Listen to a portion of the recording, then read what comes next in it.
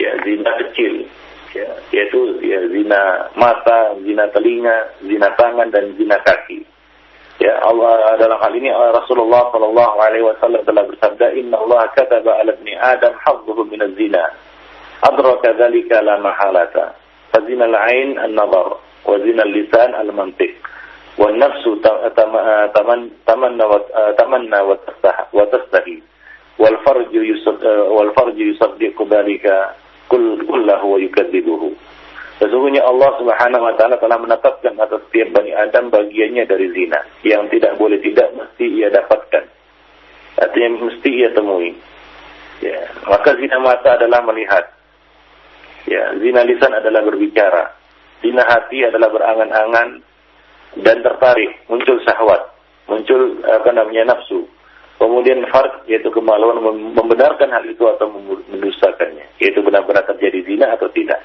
Demikian. Dalam riwayat lain disebutkan zina tangan adalah meraih dan zina kaki adalah melangkah. Jadi ya, artinya adalah anggota badan ini dapat berpotensi untuk mengajak seorang kepada perbuatan zina. Mata, telinga, lisan, ya, tangan, kaki, nah, itu semua bisa mendukungnya, ya, mengarahkannya kepada perbuatan zina. Maka hendaklah dia menjaga anggota-anggota badan ini. Ya, jadi Allah Subhanahu wa taala telah melarang kita mendekati zina.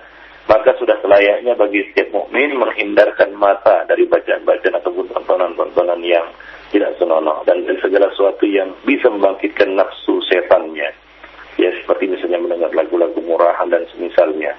Ya, atau dan menjauhkan anggota badannya dari hal-hal yang bisa mendorongnya, ya, kepada perbuatan zina, seperti tangan yang meraih hal-hal yang tidak pantas untuk diraihnya dan dipegangnya dan disentuhnya, kaki dilangkahkan kepada tempat-tempat yang bisa berpotensi untuk menjerumuskannya kepada perbuatan-perbuatan zina. Nah, demikian ya khonifuddin, azani Allah wa iyyakum jami'an. Baik, hendaklah ini dijaga yang zina-zina kecil ini, karena zina kecil ini akan menariknya kepada zina yang besar. Ya, Nabi mengatakan, wal farju yusaddiqu dzalika kullahu wa yukadzibuhu. Maka kemaluanlah yang membenarkan hal itu atau mendustakannya. Jadi jauhi zina kecil agar tidak terjerumus kepada zina yang besar. Kemudian yang ke-11, ikhwani fiddin azani Allah wa iyyakum jami'an. Allah Subhanahu wa taala telah memerintahkan kepada para pemuda yang telah mampu ba'ah, memberikan nafkah lahir batin agar segera menikah, dan memerintahkan mereka yang belum mampu menikah agar membentengi dirinya dengan puasa, saum. Nabi mengatakan, ya ma'syaras syabab, man istata'a minkumul ba'ah falyatazawwaj. Faman lam yastati' fa 'alaihi bis-shaum fa innahu lahu wijab. Nabi mengatakan, wahai para pemuda, siapa di antara kalian telah mampu menikah, ya, telah mampu ba'ah, menikah, hendaklah ia menikah. Karena yang demikian itu lebih menundukkan pandangannya. Fa innahu aghaddu lil basar wa ahsanu lil farj. Karena menikah itu lebih menundukkan pandangan mata dan lebih memelihara kemaluan. Barang siapa yang belum mampu menikah, maka hendaklah dia berpuasa. Karena itu adalah tameng, ya, perisai bagi dirinya. Ya, hadis muttafaqun alaih. Jadi menikah merupakan salah satu wasilah untuk menjauhkan diri dari perbuatan zina. Nah, kalau belum mampu menikah, maka solusinya adalah dengan berpuasa. Ya, solusinya adalah dengan berpuasa, bukan dengan melakukan dosa yang lain seperti masturbasi atau onani. Demikian yang khonifuddin azani Allah wa iyyakum jami'an. Jadi ini merupakan tuntunan syariat. Allah Subhanahu wa taala menuntun mereka untuk tidak menunda-nunda pernikahan dengan berbagai alasan yang tidak syar'i. Dia menganggap pernikahan sebagai beban yang memberatkan, ya, sehingga syaitan berkesempatan untuk membelokkan langkahnya, dan akibatnya ia pun jatuh dalam kubangan yang hina, yaitu zina wal iyadzu billah. Demikian ikhwan fillah azani Allah wa iyyakum. Nah, kemudian perkara yang perlu dihindari yang ke-10, yang ke-12 adalah hubungan terlarang antara laki-laki dan perempuan. Ya, seperti sekarang ini kita lihat banyak hubungan-hubungan terlarang antara laki-laki dan perempuan, komunikasi-komunikasi, baik itu melalui SMS maupun telepon maupun internet, seperti misalnya chatting-chattingan. Twitteran, FB-an dan jenisnya. Ini juga dapat menjurus kepada perbuatan zina. Dimulai dari komunikasi yang terlarang ini, hubungan yang terlarang ini, hingga akhirnya berujung kepada pertemuan dan akhirnya bermuara kepada perbuatan zina. Jadi ini juga merupakan perkara yang perlu dihindari, yaitu hubungan terlarang. Ya, hubungan terlarang antara laki-laki dan perempuan. Ya, komunikasi. Biasanya siapa menjebak dengan alasan-alasan yang klasik, misalnya ya, ini tujuannya untuk menasihati si fulana atau menasihati si fulan. Maka terjadilah hubungan, komunikasi. Ya, mungkin pertama SMS-an, dilanjutkan dengan telepon-teleponan, kemudian pertemuan dan akhirnya terjadilah perzinahan. Atau sekarang ini ya, wasilah begitu dimudahkan bagi manusia hingga kadang-kadang tidak menjaga batas-batasnya. Ya, kita lihat di sini misalnya berapa banyak kasus-kasus ya, anak gadis dilarikan orang melalui hubungan yang mereka bina melalui Facebook ataupun Twitter dan jenisnya. Jadi ini perlu diperhatikan ya, khususnya pada zaman sekarang ini. Hendaklah hal-hal itu benar-benar dibatasi ya, sesuai dengan fungsinya.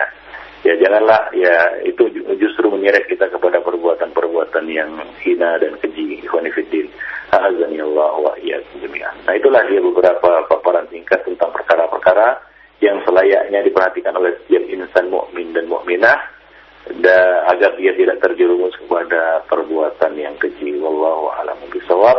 Nah, demikianlah ikhwanifiddin, a'azzanillahu wa iyyakum jami'an, dosa besar yang ke-10, yaitu perbuatan zina yang harus kita jauhi. Bukan hanya melakukannya, tapi juga wasilah-wasilah yang bisa menjurus kepada perbuatan zina tersebut. La taqrabuz zina, innahu kana fahishatan wa sa'a sabila. Dan janganlah kamu mendekati perbuatan zina. Innahu kana fahishatan wa sa'a sabila. Sesungguhnya zina itu adalah perbuatan yang keji dan jalan yang sangat buruk. Itu saja mungkin yang dapat saya sampaikan pada pertemuan hari ini. Mudah-mudahan bermanfaat.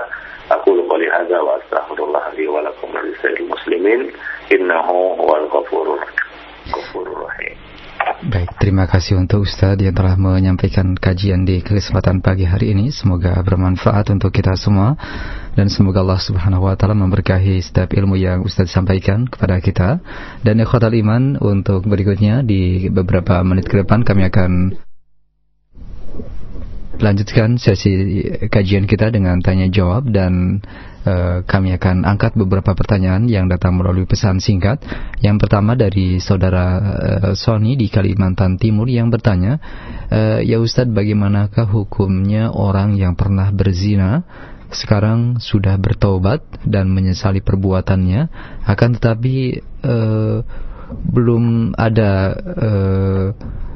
ketenangan karena belum dihukum atau belum mendapatkan hukuman sesuai syariat Islam, yakni dengan dirajam. Bagaimanakah, apakah dengan tidak mendapatkan hukuman rajam masih tetap Allah akan ampuni mereka yang berdosa telah berzina? Mohon penjelasan Ustaz, jazakallahu khairan. Baik. Ya, Allah Subhanahu wa taala mengatakan dalam kitabnya, ya, ayat yang kita bacakan tadi di dalam surat Al-Furqan ayat 68, 69, 70. Allah mengatakan walladzina la yad'una ma'allahi ilahan akhar. Kemudian Allah mengatakan wala yaznun, tidak berzina. Wa may yaf'al dzalika, barang siapa yang melakukannya, zina itu yalqa asama, dia akan mendapatkan balasan akibat dosa yang dilakukannya. Yudha'af lahul adzabu yaumil qiyamati wa yakhlud fihi muhana. Dan di depan ganda baginya azab pada hari kiamat dan dia akan kekal dalamnya dalam keadaan terhina. Illa, kecuali kata Allah Subhanahu wa taala. Jadi Allah masih membuka pintu taubat kepada orang-orang yang melakukan 3 dosa besar yang disebutkan dalam ayat tersebut, yaitu syirik, membunuh jiwa tanpa hak, dan berzina. Illa man taba, kecuali orang-orang yang bertaubat, wa amana wa amila amalan shalih, lalu dia beriman dan beramal saleh. Dia iringi taubatnya itu dengan iman dan amal saleh. Fa ulaika yubaddilullahu sayyi'atihim hasanat. Dan mereka lah orang-orang yang Allah Subhanahu wa taala akan ganti perbuatan-perbuatan buruk mereka menjadi perbuatan-perbuatan yang baik. Atau maksudnya adalah Allah akan ganti dosa-dosa mereka menjadi pahala. Wa kana Allahu ghafurur rahim. Sungguhnya Allah Subhanahu wa taala ya Maha Penyayang, ya, lagi Maha Pengampun. Ya, Maha Pengampun lagi Maha Penyayang. Ya, jadi dalam ayat ini Allah Subhanahu wa taala masih memberikan kesempatan bagi orang yang jatuh dalam dosa-dosa itu untuk bertaubat. At-taubatu tajibu ma qabla. Taubat itu akan menghapus apa-apa yang ada sebelumnya. Dengan catatan dia menyertai ya taubatnya itu dengan iman dan amal saleh. Yaitu ya dia memenuhi syarat-syarat dari taubat. Ya, yaitu diantaranya adalah dia menyesali perbuatannya, dia segera meninggalkannya pada saat itu juga, kemudian dia berazam untuk tidak mengulanginya di masa yang akan datang. Ya, nah demikian. Nah, kita katakan taubat yang nasuha itu ada ciri-cirinya, ada tanda-tandanya. Ya, di antara tanda dan ciri seorang yang sudah bertaubat adalah dia bergairah dan bersemangat untuk menekuni agamanya. Nah, dekat kepada Allah Subhanahu wa taala dengan menuntut ilmu. Diiringi dengan iman dan amal soleh, yaitu dengan ilmu yang bermanfaat dan amal yang soleh. Ya, selama ini ya perkara yang menyeretnya kepada perbuatan keji itu adalah karena kejahilannya terhadap agama yang membuatnya jauh dari Allah Subhanahu wa taala dan jauh dari amal yang soleh. Maka ya, salah satu tanda orang yang telah bertaubat dengan taubatan nasuha adalah yang pertama, dia memiliki semangat untuk menekuni agama. May yuridillahu bihi khairan yufaqihu fiddin. Kemudian dia menjaga lingkungan dan pergaulannya. Dia tidak bergaul kecuali dengan orang-orang yang saleh. Nah, demikian. Dia menjauhi pergaulan-pergaulan yang buruk, yang itu bisa mungkin itu salah satu sebab yang menyebabkan dia terjerumus kepada perbuatan zina. Kemudian dia mendekatkan diri kepada Allah Subhanahu wa taala dengan amal-amal saleh. Nah, demikian. Allahu a'lam bishawab. Meskipun dia belum melaksanakan ataupun ya tentunya pelaksanaan hukum rajam itu bukan dia yang melakukannya. Ya, bukan pihak-pihak tertentu yang melakukannya, tapi hukum rajam itu, ya hukum hudud itu hanya boleh dilakukan oleh ulil amri. Dan jika ulil amri tidak melakukannya, bukan berarti dia terhalang untuk taubat. Dia tetap harus bertaubat. Ya, adapun hukum hudud itu adalah merupakan hak dari ulil amri. Ya, ulil amri lah yang melakukannya. Kalau tidak dilakukan maka itu bukan merupakan kewajibannya. Ya, bukan merupakan beban atasnya. Ya, dan jangan membuatnya tertunda untuk bertaubat kepada Allah Subhanahu wa taala. Nah, demikian. Ya, jadi janganlah dia merasa wah taubat saya belum sempurna. Ya, dengan tidak dijalankannya hukum hudud. Karena hukum hudud itu yang menjalankannya bukan dia, bukan keluarganya, ya bukan kepala adat atau jenisnya, atau bukan ustaz, ya bukan ulama juga, tapi waliul amri. Nah, demikian. Wallahu a'lam bishawab. Baik. Terima kasih atas jawaban yang Ustaz sampaikan. Berikutnya dari pesan singkat dari pendengar kita di Jakarta yang bertanya, ya Ustaz, beberapa kali terbetik di keinginan saya untuk berzina karena merasa tidak terpenuhi hasrat biologis dari pasangan. Apakah ini termasuk ke dalam zina hati yang Allah Subhanahu wa taala telah tetapkan dosa atas hal tersebut? Mohon penjelasan Ustaz, jazakallahu khairan. Ya, keinginan-keinginan seperti itu, dorongan-dorongan syahwat seperti itu pada masa sekarang ini itu adalah suatu hal yang ya bisa kita katakan hampir tidak bisa dihindari. Ya, kecuali bagi orang-orang yang menyibukkan dirinya dengan zikrullah, ya, dengan pendekatan diri kepada Allah Subhanahu wa taala. Nah, apabila hati itu sedang lalai, sedang jauh dari Allah Subhanahu wa taala, jauh dari zikrullah, maka disitulah syaitan memasukkan bisikan-bisikannya, was-wasnya. Ya, apalagi ada di sana faktor-faktor yang mendorong, seperti misalnya tidak terpenuhinya kebutuhan batin, ya, ataupun lain-lainnya, atau kita katakan sarana-sarana ataupun ya pintu-pintu zina yang terbuka lebar pada masa sekarang ini, dan hal-hal yang mendorong ke sana. Ya, kemana-mana dia lihat wanita-wanita yang pamer aurat, ya foto-foto wanita, ya gambar-gambar wanita yang merangsang dan seterusnya, yang pada masa sekarang ini sangat sulit untuk dihindari. Ya nunduk payah, meleng juga payah, lihat kemana-mana payah, kan begitu ya, susah. Artinya apa? Hampir di semua tempat ada di sana dorongan-dorongan ya untuk melakukan hal-hal tersebut. Ya, nah maka disinilah pentingnya kita tetap membentengi diri dengan zikrullah. Ya, hati tidak lalai ya kepada Allah Subhanahu Wa Taala. Dan yang terpenting adalah ya sebenarnya ya untuk zaman sekarang ini kalau nggak perlu gali ya amannya tidak keluar rumah kecuali ada kepentingan dan kewajiban kita untuk keluar rumah seperti mencari nafkah dan seterusnya. Ya, hindarilah yang namanya cuci mata karena itu sebenarnya bukan cuci mata tapi zina mata ya lebih tepatnya. Jadi hendaknya itu semua dihindari agar hati tidak dirongrong oleh syaitan dengan keinginan-keinginan seperti itu. Sibukkanlah hati dengan zikrullah, dengan ilmu, dengan Al-Quran dan jenisnya. Wallahu a'lam bishawab. Nah, baik, terima kasih atas jawaban Ustaz. Berikut dari pesan singkat kembali dari pendengar kita, dari Bapak Ari di Jakarta yang bertanya, Ustaz, bagi orang yang berzina kemudian mendapatkan anak perempuan dari hasil zina tersebut, siapakah yang berhak untuk menikahkan anaknya? Maksudnya anak perempuan tersebut, apakah bapaknya yang menzinahi ibunya tersebut ataukah siapa? Demikian Ustaz. Wallahu a'lam, saya nggak tahu itu, nanti kita berikan jawabannya pada pertemuan yang akan datang. Baik, terima kasih. Pada Ustaz yang lain. Baik. Kemudian dari pendengar kita, Saudari Maisa di Kampung Baru, Sumatera Barat, dan Saudari Maratus Solihah yang bertanya hal yang sama. Ya Ustaz, bolehkah bagi wanita keluar rumah memakai jilbab, tetapi juga dengan menggunakan bedak, kemudian celak mata dan lipstick walaupun tipis? Mohon penjelasan Ustaz.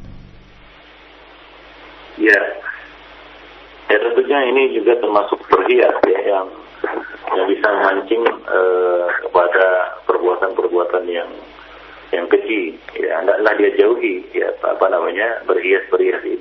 perhiasan seperti itu atau berhias seperti itu ketika ia keluar rumah. Ya, berhias seperti itu ya hanya boleh dia lakukan di hadapan suaminya atau untuk suaminya. Janganlah dia lakukan itu untuk ya, orang laki-laki yang bukan mahramnya ataupun orang-orang di luar.